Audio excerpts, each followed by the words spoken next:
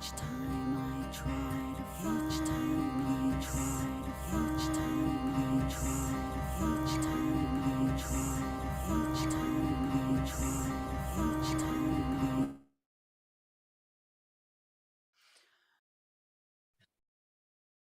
right, welcome. We want to take this time to say Yate, hello, hola, wherever you're hailing in from in your language.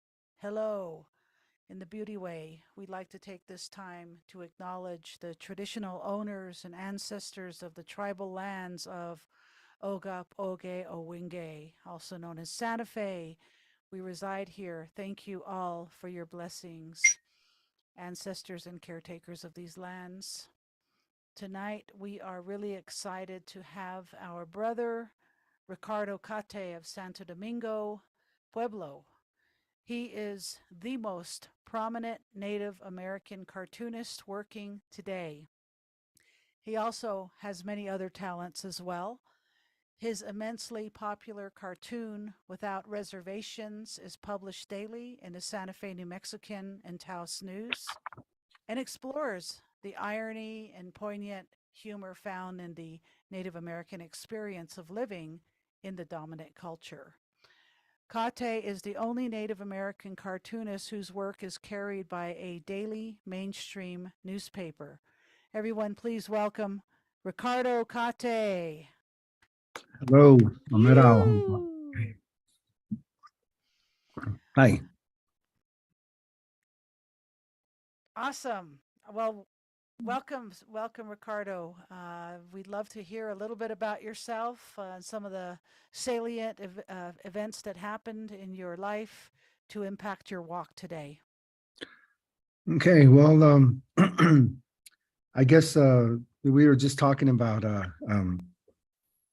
Standing Rock, being up there at Standing Rock. I think that to date has made the hugest impact on my artwork, and not necessarily my life, because I have 3 kids. They're grown, they're in their 20s, but as far as my work goes, being up at Standing Rock, I went up there on August the 25th is when I found out about what was going on up there. I was dropping off my youngest daughter. She was going to Fort Lewis College in Colorado. She was attending there as a freshman, and I took her up there, and she was unpacking her clothes at the dormitory, and I was going to take her out to dinner. And so while I was waiting for her to unpack, she gave me her laptop, and I didn't know what Facebook. I knew what Facebook was. I'd never really seen it, but I sat there for 2 hours looking through these feeds about Standing Rock and what was happening, and I was intrigued by the fact that the first I guess the first suggestion was that the pipeline go a mile just north of the town of Bismarck. And the people of Bismarck, who lived in Bismarck, said no. And so they moved the pipeline 26 miles south, and it was going 1 mile north of Standing Rock Reservation. And all of a sudden it was okay to do that, but not, north of Bismarck, the town of Bismarck.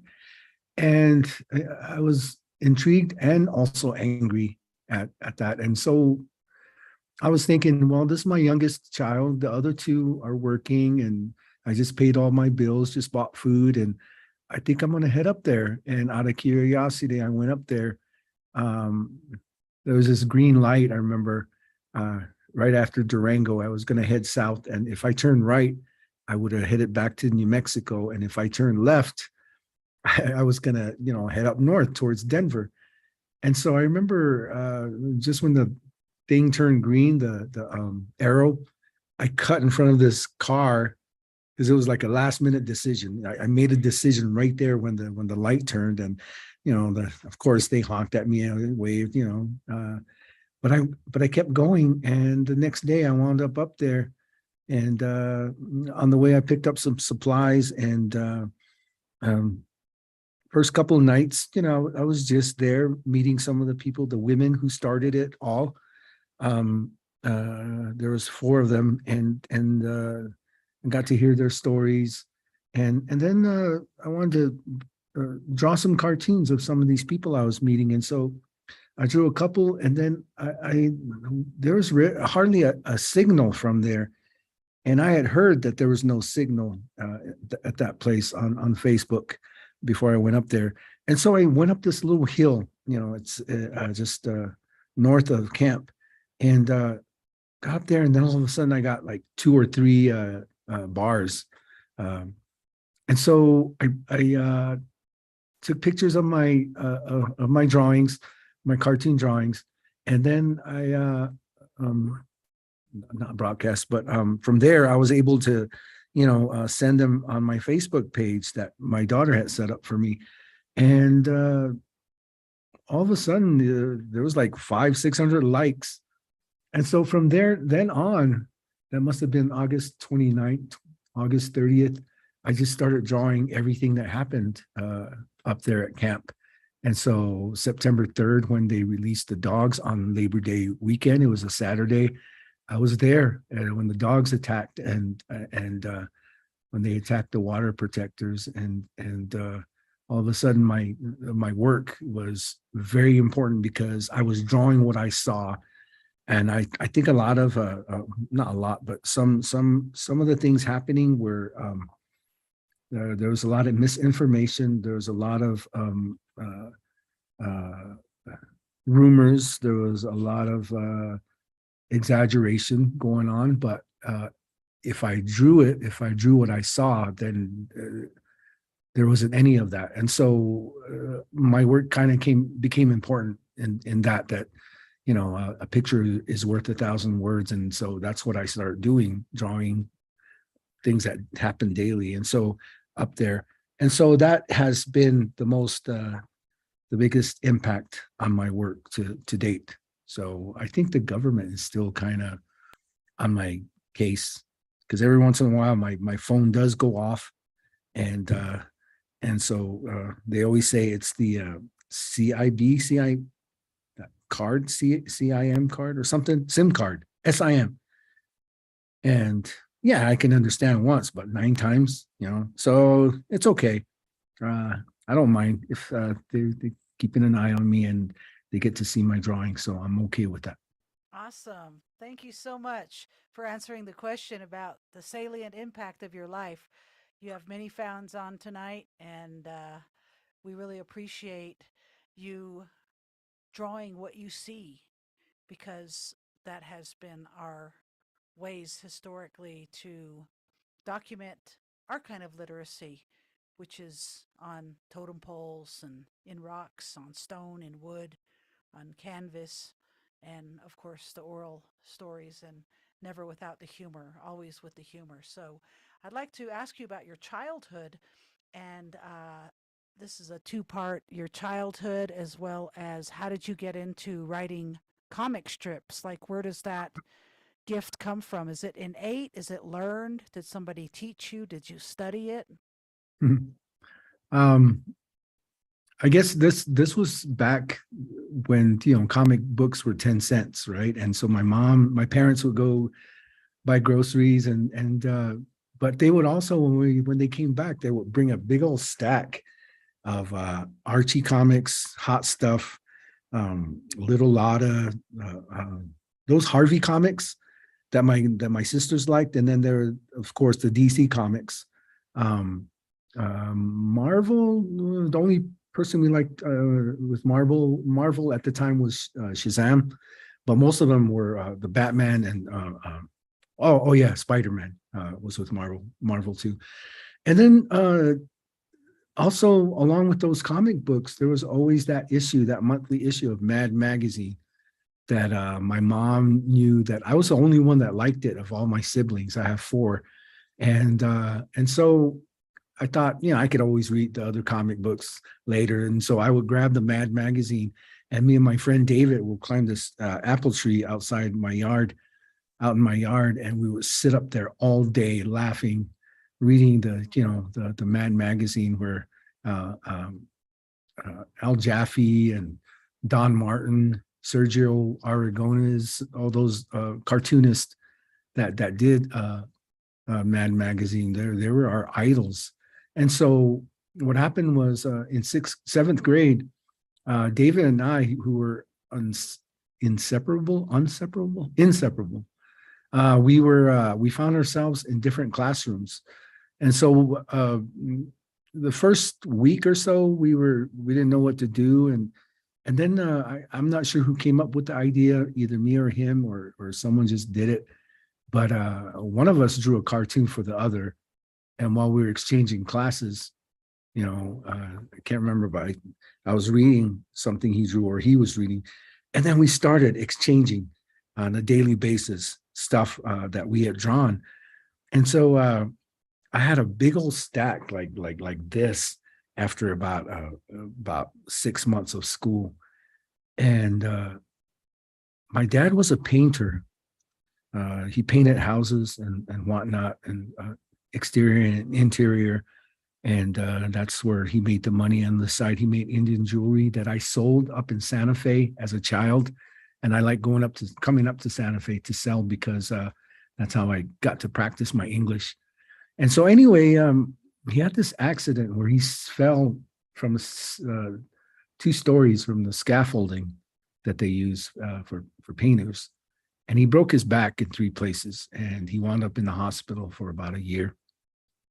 And I remember trying to comfort my mom, who cried most nights. And I would try to, massage her back or her legs, especially. And I'll sit there massaging her and try to comfort her as she cried. I tried to get her to watch the television, and then one night I was like massaging her leg, and then I thought, wait a second, maybe I'll show her one of my cartoons, right? The stack I had. And so I went to my room and started at the bottom.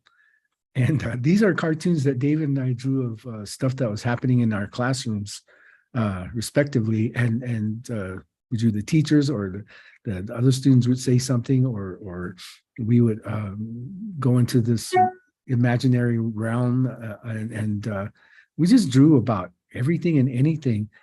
And so I gave her that first sheet, and wow, she just started laughing. And I told her, there's more. Let me get you another one. So each night I would get her 2 or 3 sheets, and she stopped crying. She started looking forward to these comics that David and I were drawing. And I told David, now we have an audience of 1. Instead of just us 2, we had an audience of 1. And he was like, okay, let's try to make it more funnier and whatnot. And so that's where the cartoons, my ability, they're not very well drawn. They never were, even back then. Even now, some people have said, oh, your characters this cartoon isn't drawn very well. And I'm like, I'm okay with that. I can take some criticism, even if it's, like that, because it's not about the drawing. It's about the message that I'm able to convey to my readership. And so, but basically that's how it all started. Wow. Yeah. That is so cool. So how do you negotiate between cultural and mainstream comedy and humor now that you have a pretty much an international audience, and with social media you're going to go all over the world and continue to. So I know there's like in Navajo culture, there's Navajo ways of joking, Pueblos, deaf culture, just like that, like a wide. I mean, I always wonder how comedians and comic people are able to negotiate that. Like, is there anything different you do than, say, when you were a kid making the humor for your mom to feel better from her pain, to what you're doing now? Yeah. Fortunately, she had the same kind of humor I did, and so she got it. But then when I told David that we had an audience, we kind of decided, we can't be like using slang that the kids used back then. And we'd have to be careful, like that she could read stuff that she would understand as an adult. Mm-hmm. And so even then, we had tweaked our cartoons a little bit. And what I did when I first started with my cartoon is I knew that I did not want to draw a Native American cartoon right from the get-go. I wanted to draw a great cartoon where the characters just happened to be Native. And that's a huge difference. Because I figure, if I went with the first where I drew this Native comic and a lot of the jokes would be inside jokes. Right. Of course, my people, natives would get it, drawing about fry bread or scoden or do this and stuff like that. And a lot of those jokes that I've heard, growing up, even the bad ones, the really bad jokes, there was still that element that of being native, that where you had to be native to get it. And I didn't want to really go there. And so in 2004, when I first came out with my first comic, and by the way, from that seventh grade story I told you about, I just kept drawing through high school, college, even in the Marine Corps. I was in the Marines, and I got to submit a couple of cartoons to Stars and Stripes, drawing about military life and whatnot. And then, of course, college, I wound up on the school paper, and I went back to Fort Lewis College, and I came out with a cartoon called Fort Leisure. And so the neighboring tribe, the Southern Ute tribe, and that's the land that campus is on, they had a tribal newspaper, and they asked me if I could draw for their newspaper. And I said, okay. And then that was the first time they asked specifically for Native characters. Before that, David and I were drawing ourselves mostly, and then and our teachers and our bus drivers and things that had to do with school. And so it was never mentioned what race they were. They were more or less generic. But here I was being asked in 2004 for the first time, make them Native. And so I had to struggle with that for a couple of days, because how do you do that without making anyone angry, right? Whew. And so I did a bunch of sketches, and I did some sketches of people, guys with braids and whatnot. And then I drew the Hollywood version with the feather, with the loincloth, and the big nose. Well, the big nose had nothing to do with being Native. That actually has to do with Andy Capp, who was my dad's favorite comic character. He loved Andy Capp because he would smoke and drink, stuff my dad did, and he would get in trouble with my mom, and so he could relate to Andy Capp. And so the big noses came to in honor of my dad. It has nothing to do with natives having big noses. It's just for my dad. Also, the fact that my characters don't have eyes like Andy Capp, same thing. But anyway, I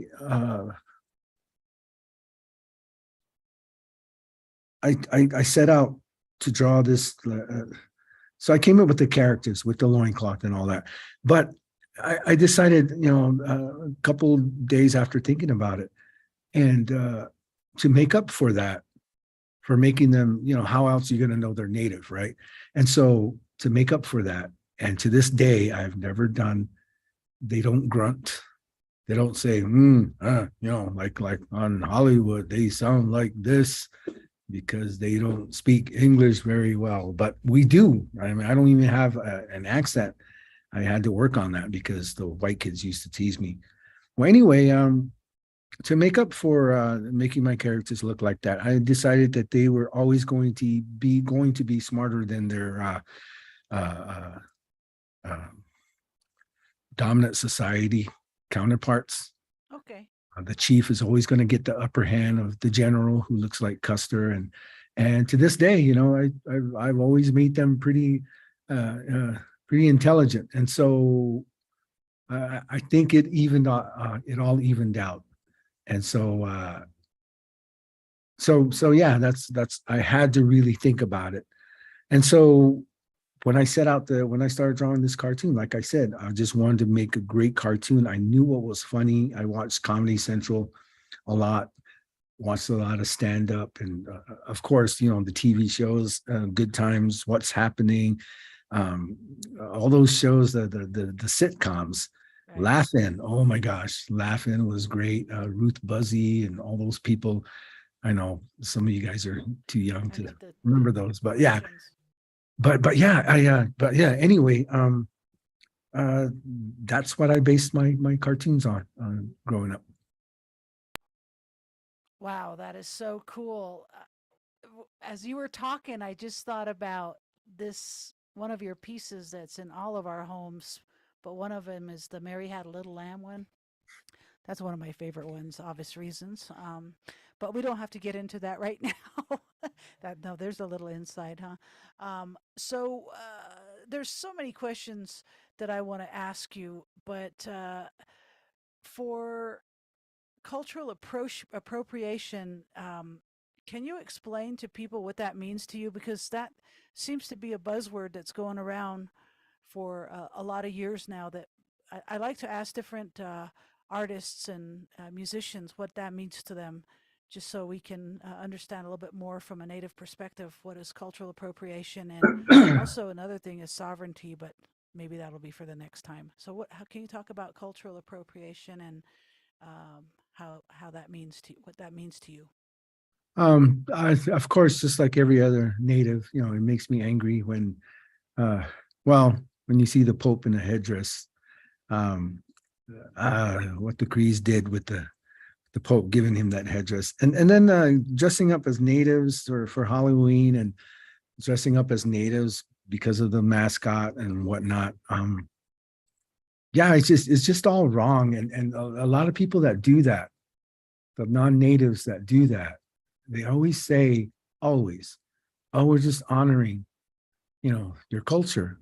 But I I would guarantee you 100% that as they're putting on their makeup, as they're putting on the costume, or they're not even thinking about honoring us. They're thinking about how cool it will look for their friends, or maybe if I look like this, I'll get on TV, during this game, and the last thing on their mind is honoring us, and that's what makes me angry because they use that, uh, and it's never ever the case, because you can tell when someone respects you and honors you, and when they do that, it's just not there. And so um I don't really think about that too much. I just go by my reaction to a lot of it, and then I start drawing right away. In fact, when I get home, I'm going to draw something about the Pope and his headdress, so you can look on Facebook in a couple hours and see what I come up with.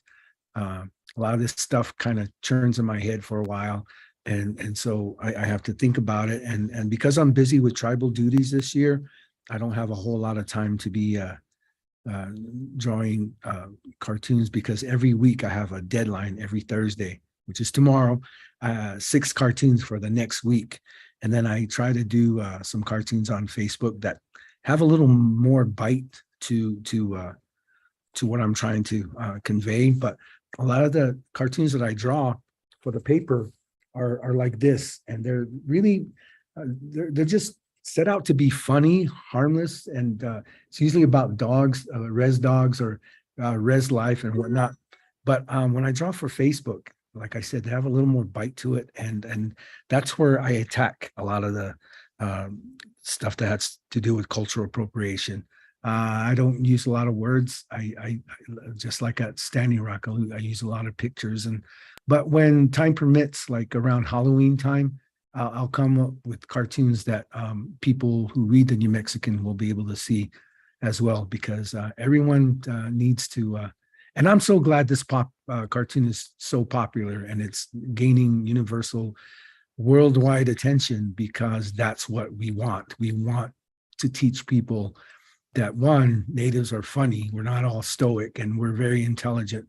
And so grammar and spelling, very important for me, because there's people out there, looking for stuff. I thought they were intelligent. How come they misuse this word or misspell this word? So I'm very careful with grammar and spelling. because yeah, people look for this for that stuff, any excuse to make us not so intelligent, I guess, or not so funny. And sometimes people don't get my work. They don't understand my work. In fact, when my book first came out, or sometimes a cartoon will come out where I'll draw something for a friend or specifically for people from Santo Domingo or a specific tribe. I'll just sneak one in because I talked to that person and I'll tell them, maybe this other person's going through that. So I throw one in, and then non-natives come up to me and they say, I don't understand that cartoon on Tuesday. And then I just simply say, oh, it's okay. I don't understand the cartoons in the New Yorker because they're different. They're some of them aren't even funny. I'm like, I look at them, I'm like, but I heard, they look for specific things, and I actually submitted some to the New Yorker 4 years ago. I went to their office and I was escorted out of there 3 times before I was able to finally get my foot in it, because it was a Thursday, I remember. And they said, we only accept cartoons on Wednesday. And these tall Jamaican security guards kept meeting me halfway, this huge room, turning me back. And finally, the 3rd time I said, look, I'm Native American, and this is my only day in New York. And I've been a cartoonist for 12 years, and I want to submit these cartoons. It's very important. Just like you guys, maybe when you first got your job here, how important that was. Well, this is me. I'm you. And I just want this chance. I just want a phone call. And they said, oh, a phone call. I said, yeah. So I called someone upstairs. They came down, and I submitted like 12 cartoons. However, I got an email back from this new editor. She's a female. Before that, I had met Robert Mankoff in 2005. And I was hoping he would still be the editor, but now it's a different editor. Anyway, she sent the cartoons back, and she sent me an email and said the cartoons were too racy. So I have to resubmit or something less racy. I don't know what that means, but I will do that in the next couple of weeks. Oh, interesting. That it sounds like you're able to use the humor as an education tool, and I would think that is probably one of the most challenging way to educate all peoples about specific subjects, because humor's always kind of almost like a gentle nudge, a little poking and prodding, and come on, get with it. But with the intelligence added to that humor, it's actually educational, but in a funny way. And I think that really is got to be an innate gift, and of course some learning and experience along the way, watching other role models, because we had Charlie Hill, who did a great monologue about the monosyllabic dialect, the Tonto and the Lone Ranger and all those guys. So the next question I have for you is for all youth, and I always say all others because we love our youth and we prop them up, we encourage them, and we push them forward. But it's never too late. So for all youth and elders and everybody in between, do you have any words of wisdom if people want to get into this field that I imagine a lot of people are a little bit like, it's too hard? Do you have anything to say about that? No, I'm just kidding. Um, See? Actually, I think when I talk to the young kids, when I visit schools and stuff, they always ask, what about the stuff I want to do, and how do I know that's what I want to do? And I always tell them, and it's very, I don't want to say simple, because maybe it's not that simple for others, but do what my words are. Just do what you love. That's it. Do what you love, whether it's dancing, singing, drawing, gluing stuff together, collecting this or that, or reading comic books and wanting to be a cartoonist. And if you love what you do, then everything else, and if you're very passionate about what you do, that you love to do, everything seems to fall in place. And I know everybody knows those words. If there's a will, there's a way. And those, I think that's what I'm trying to say. If there's a will, if you're willing to sacrifice yourself and be able to, you know, put a lot of time and effort and practice into it, you know, yeah, you got to do that. Because, you know, think of the NBA when they first come out and they're warming up. What's the first shot that they practice? It's the layup. They come in and they do layups. Easiest shot in the world. You just jump and you lay it in.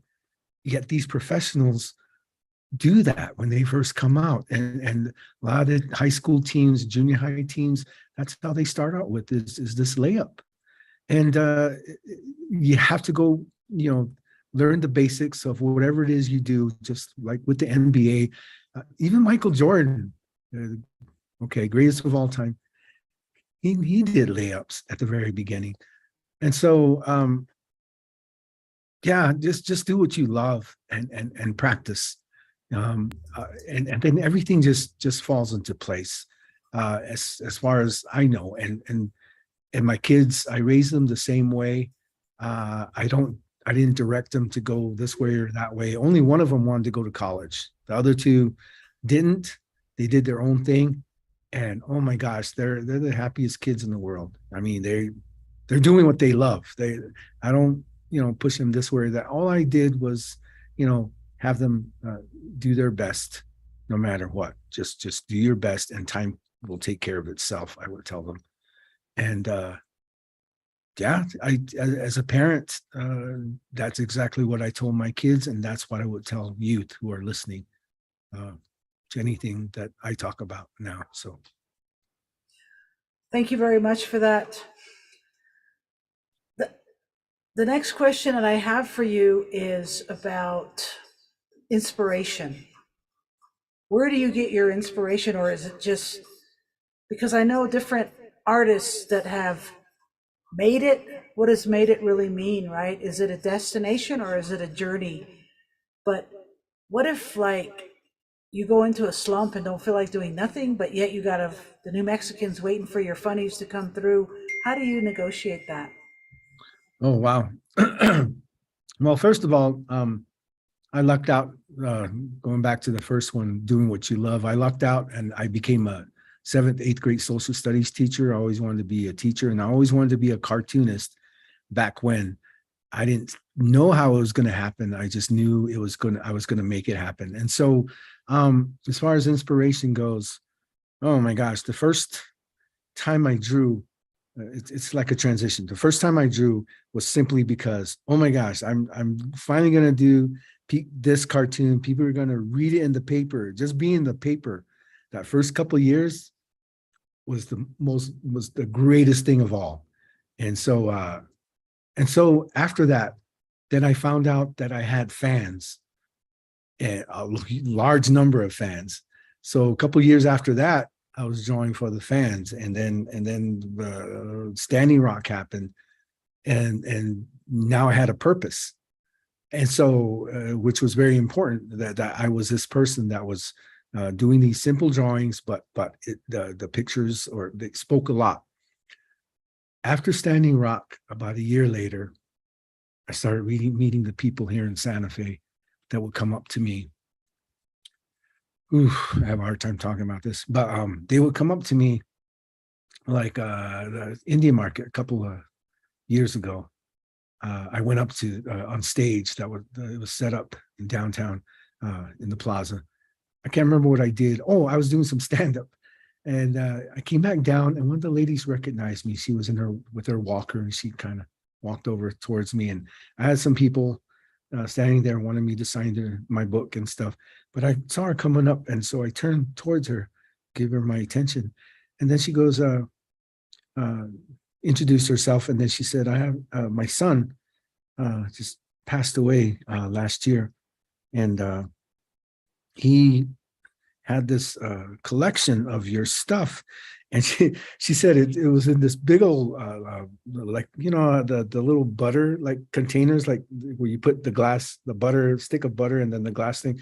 Well, she said it was a bigger thing like that, and she said her son collected every cartoon since 2014, I believe, and he had them all clipped as far according to year and stuff. And so when he passed away, they had found it under his bed.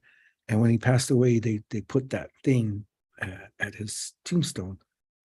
And I couldn't believe, as she was telling me this, because just before that, another lady and her husband had bought 38 paintings from me, all the same size, the 8x10s. And they would always come for 4 years. They would come and buy from me.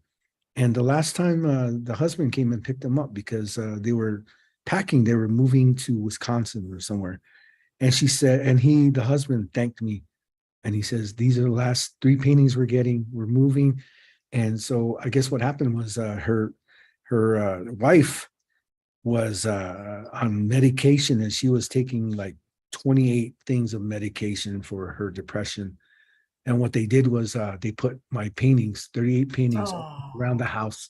And then she was down to just two things of medication. And so those stories like that Telling you. is what inspires me now, because this is no longer just a cartoon. This is now something that people are really looking forward to, looking up to.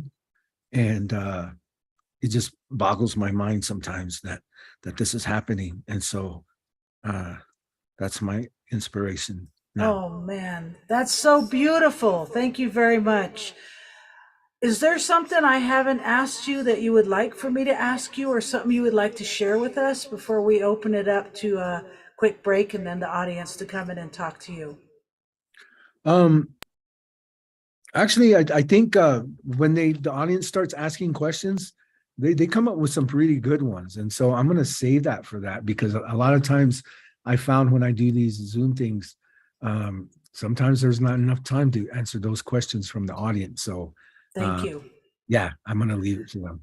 So the last question I have before we move on to the next part of our show is our theme is thriving in purpose, and this has all been a combination of spontaneity and development for this show throughout COVID and its hardest core, pure isolation, depression period, to coming out, to coming back into masks, to no masks. What is your definition of thriving in purpose? I guess to me, it was just it's just seeing the light at the end of the tunnel. And I've always been very optimistic about life, whether it be raising my kids or going through Marine Corps boot camp, where there was a lot of racism. My 4 white drill instructors tried to get me to quit, and they had done some outlandish things to me, but I wasn't about to quit. Right on. Instead of having me quit, I turned out, and it's in my book, I wound up being the most fit Marine of all 9 platoons that graduated that day on December 14th, 1985. I was the most fit Marine. And they gave me this general pinned on this little medal for me. And I had to march all the way down there. And the best part was my parents were there. And so when we went outside to parade, after that, we threw up our caps or covers. And me and my friend Nick from Montana were just standing there trying to think of, we're making plans to go to Disneyland. And then his eyes got big, and here come our 4 drill instructors, the one that tried to get me to quit. And they came up to me and they said, congratulations. And we were like still saluting them. And they're like, don't salute us. You're Marines now. Oh, okay. Yes, sir. And don't call us sir. Yes, Sergeant. And so they asked me, where are your parents? And they're coming through. And like I said, my dad had broken his back in 3 places. So he's walking over, he's all hunched over. His stature was really short, but his personality was like 20 feet tall. Anyway, they were coming up and my mom was behind them, and they turned to them. And the senior drill instructor said, we want to congratulate you in raising a very fine son. and they all saluted them, and they did an about face and marched out of there. Wow. And I thought, oh my gosh, that's like that was a defining moment for me, because here these guys, I knew they hated me because I was Native. I was the only Native in the platoon, and they didn't want me there. And here they came to salute my parents, and so I like to think that wow, four people's minds that I changed or inspired, and so yeah, that's what that means to me. So Wow. I have the capability of doing that through my comics now, cartoon, and so there you go. Thank you so much, and I want to commend you. Indigenous Ways commends all our artists and presenters that make the creation and make the living from it to support themselves and their families through their art. And we're going to continue to look forward to your cartoons and all of that. And we want to thank you also for serving the country. Thank you for your service. We have a Vietnam veteran here tonight, my stepdad, Harry. Hey, Harry, how's it going? Mom, thanks for joining us tonight from Chinle, Arizona. So you got a fellow military guy on with you tonight, and he is Native, full blood. Anyways, I'm going to pass it over to, thank you so much. You're such a rock star to us. Humor is the best medicine in Indian country. So yeah, thank you very much. I'm going to pass it over to Elena now. Thank you. Great. Big shout out and thank you so much, Ricardo, not only blessing us, but blessing everyone, whether they're watching live here in Zoom through our social media platforms or watching the recording. You are an inspiration, and just thinking of your cartoons always gives me a smile. So thank you so much in being here. I'm just going to do a quick commercial break. We're going to bring everyone in very soon where you can speak or ask Ricardo. If you are in social media, you might want to type questions. We'll bring them through. Or if you're in Zoom a little bit shy, you can put questions or comments in the chat box, and we'll address Ricardo with those that you have. Anyway, a lot of you know from this platform here that we started in April 2020. We went on to do the Indigenous Ways Festival. Just last week we had our third, which was July. We've got 2 more to do, August and September, which is the third Wednesday. These are just little snippets of what happened. We had here in Santa Fe, New Mexico, down at the Rail Yard Park, at the performance green. We had a lot of people come in, which was great. The first hour was reserved for workshops and activities, get the community back engaged and socializing, speaking, doing hands-on stuff. And then we had our main events, which was a lot of fun. So please reserve August the 17th. Which is our next one, same place, same channel. You can go to our website, IndigenousWays.org. If you're not in Santa Fe, or if you want to feel comfortable, because we're also beaming this out live.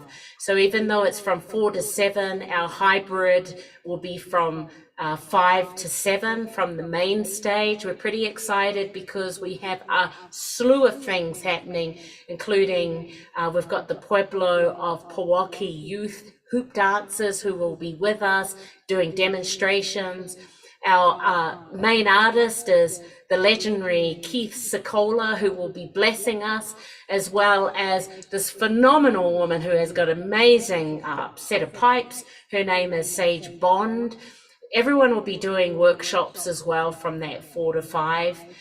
We've got healing. We've got Dennis Long, this beautiful deaf Navajo weaver, traditional weaver. He will be coming in from Arizona and doing demonstration of traditional Navajo weaving, as well as Tasha's auntie, Emma Dixon. I mean, it's a full-on thing because this is pre-Indian market that we will be going into.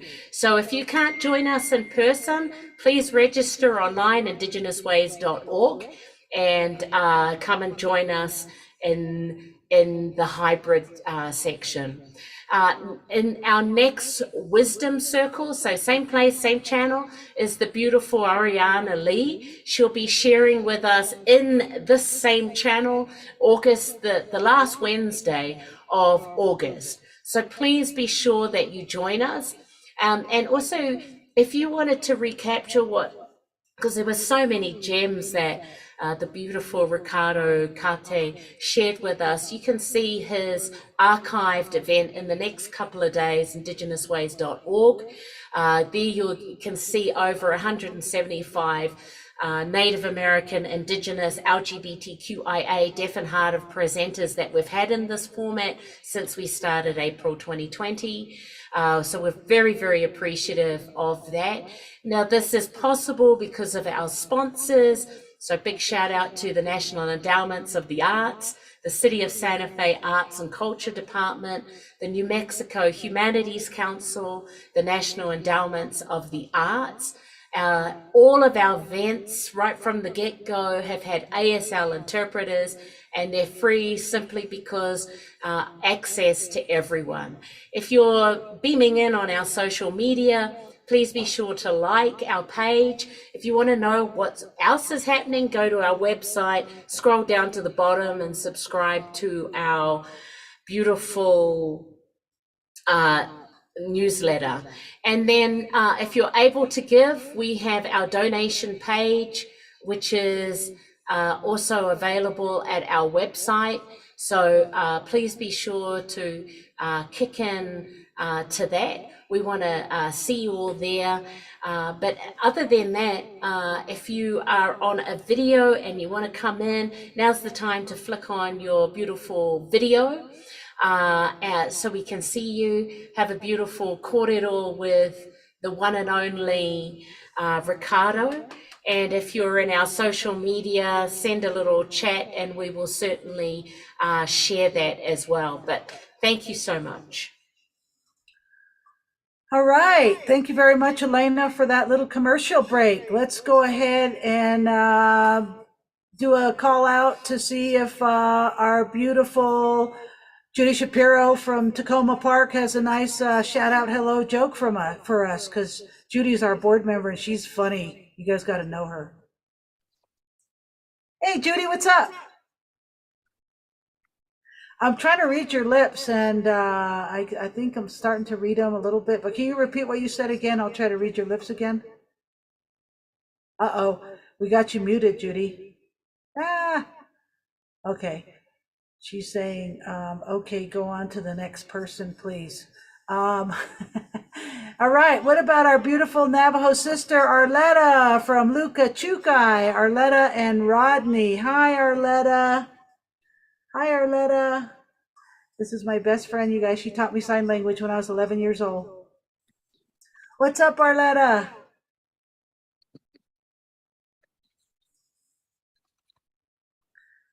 Arletta's saying hi to everybody. While Tasha's sorting that out, I just want to go into the chat. We've got from Christine. She says, thank you for sharing your story and wisdom. Such a gift to learn from you. Thank you, Christine. Awesome. All right, Amber. What's up, Amber?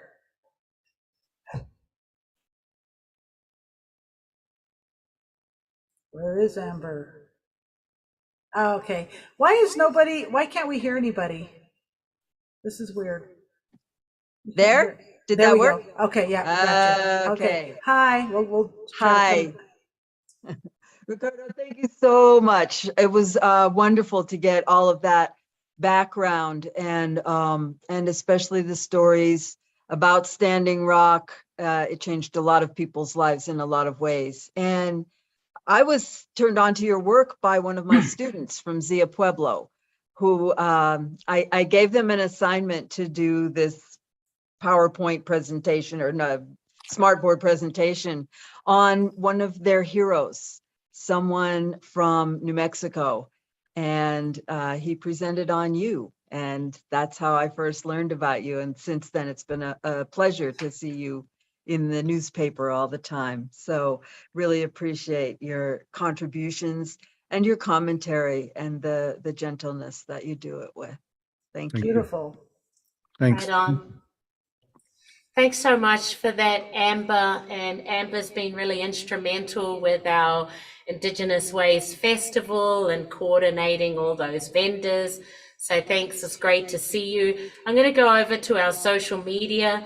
This is from Amy Lafferty. She says, courageous, thought-provoking. I loved your cartoons for years.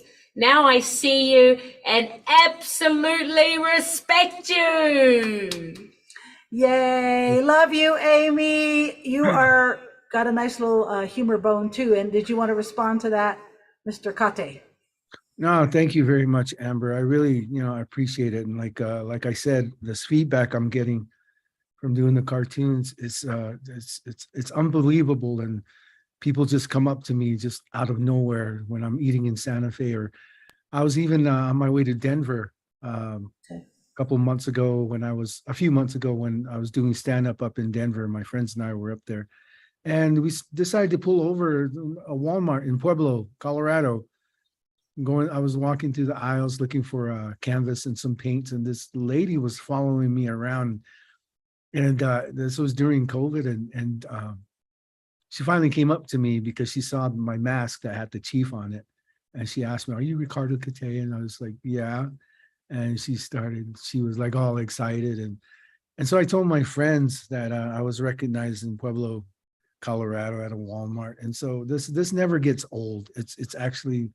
It's really fun, especially when my kids are with me, when people come up to me, and I appreciate when that happens. And so it just reminds me on a daily basis what I'm doing here and the purpose that I talked about. So thank you. Very good. Thank you very much for that. And let's go to Carla M., Albuquerque, New Mexico. Hi, everybody. Oh, Mr. Kate, I loved your presentation. And I have a friend that teaches Indigenous kids here in Albuquerque. And she said, you got to see this guy on Facebook. He is so great. And he's like a hero to all my kids. And I looked you up, and I got some of, I started seeing some of your work, and oh my gosh, it was just, it's incredible. And I just feel so honored really to be here and to be able to hear you speak today, and what you've been through, like with your military and gosh, your dad's accident and everything. I really appreciate being able to hear you today. So just know that you are a hero for so many kids. It's wonderful. I love it. Thank you. Oh yeah, you're welcome. Yeah, again, I just the kids are just a big part of why I do this, and and my Facebook, unlike a lot of Facebook pages, mine is public because I'm careful about what I post. There's no drama or any of that stuff. I try to do a lot of insightful, informative, intelligent posts about a lot of stuff that has to do with Native issues, but a lot of what's going on in today's world.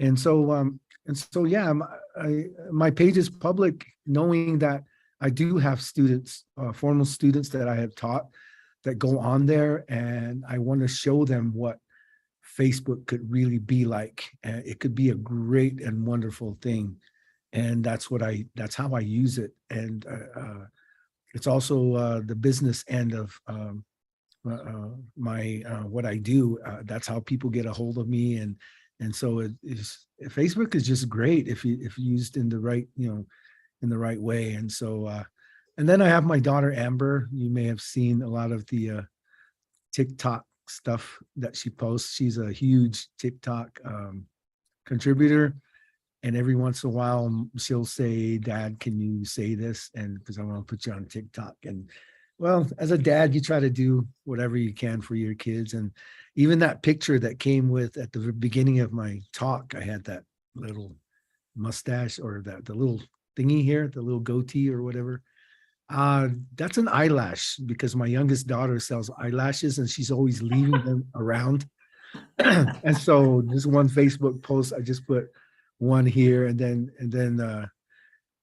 even when she kicked off her eyelash thingy about a year and a half ago, I said yes when she asked if she could put her eyelashes on me. And there's a video of pictures of me, and my friends, my guy friends, couldn't believe that I had done that, but everybody else were like, "Oh man, you're the greatest dad in the world." And so yeah, yeah, go to Facebook if you want to, there's some really good stuff on my Facebook page. And that Awesome. Facebook page is Kiwa Kata K-E. No, it's just Ricardo Kate. Oh, Ricardo. Okay. Okay, good. Thank And you. I want to go to Jean Pittman. Jean's got a question. Thank you. This is terrific. I'm so happy to be here. Have been a huge fan for years. Do you lecture, tour, teach, or do you do comic cons? Any new books coming out, graphic novels? And Jean is here right now. Jean, would you like to talk? I'm just a huge fan. Have been for years. I'm just so thrilled to be here. I kind of accidentally bumped into this, and I just am kind of a comic scholar actually, and an educator. And I just know that lots of people collect comics and care about comics. So if you could just share a little bit about your teaching and your schedule, or, do you do tours and lectures and things like that? Do you do Comic Cons? Yeah, Thank I just you. came back. Actually, I came back from Comic-Con back in February. No, before this year. I think it was November. I was at San Diego Comic-Con, and I was supposed to be just this past Friday, and it's funny you mentioned it. I was supposed to share the stage with Robert Downey Jr. this past Friday in San Diego, but I couldn't go because of my tribal duties. I had to cancel everything. And then I was supposed to go this November to the one in Australia. Can't go there. I have to wait till the end of the year, starting in January, to go out and speak at certain things. And so, yeah, I MC, I do talks. I would love to do a TED Talk sometime. I do stand-up comedy. I have a few things scheduled this month because those only take, like 15 to 30 minutes. And so I'm able to make a lot of appearances, and they're usually at night. So it's pretty safe to schedule those, knowing that I can make those. However, I have to wait till after January, after I'm done with my tribal duties, to do any of that other stuff. But I love doing that. I love talking in front of kids because I actually spoke twice. Once at Santa Fe Indian School here in Santa Fe, and then in Bernalillo High School when my kids were still in school. And each of those places, the from 9th to 12th grade, it was an audience of 350 plus kids, right? Age 15 to 18, and I was able to captivate their attention for 45 minutes. Nobody fidgeted, they sat there and listened to everything I said, because I have a lot of stories. I use a lot of humor, a lot of words of wisdom. And so, I think they're my favorite audience, the teenage kids that I talk to, because they get it. And then when I'm sitting there selling my stuff at Indian Market, little kids, 6, 7, 8-year-olds, they come up and they read my cartoons, and they're sitting there, they're standing there reading my stuff, and it's really cool. They get it as well. And so, not just my cartoon doesn't just span the cultural realm, but also age-wise, it's just everybody gets it. And so I don't know how it happened. It was just, but this cartoon has turned into something like really, really cool. It's taken on a life of its own. In fact, I was telling my friend the other day that sometimes I wake up and the first thing on my mind, I go, I wonder what the chief is going to say today. Then I remind myself, wait a second, I'm the chief. But And I tell him what to say, but no, sometimes, he says things that I probably would not be able to say, or I don't know. It's very strange that he has taken on a life of his own. And so yeah, I'm in a really weird place right now with my characters. So That's so beautiful. Sounds like you've definitely found your calling there. Oh my gosh. So I'm sorry, everyone. We're at the top of the hour, so we're going to go ahead and wrap it up here.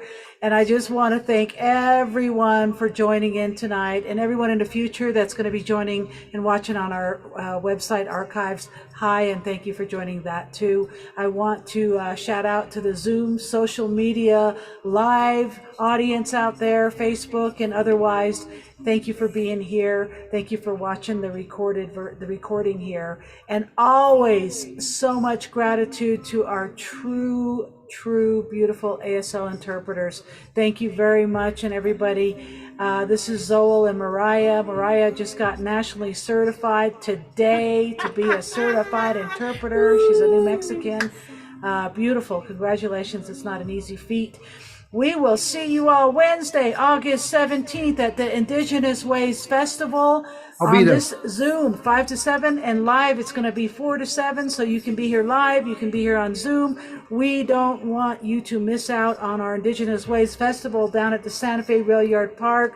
All the cultures come together. The bridges are all formed right there on Pueblo land. We love it. Rain, snow, sunshine. Bring your own chair. Bring an umbrella if you want to shade yourself from the sun or the rain. Come, be there. Love you guys. Thank you. Let's give it up for Ricardo Cate. you. Love you guys. I want to serve It's a dinner. long way from home. And whoever said your drawings weren't very good didn't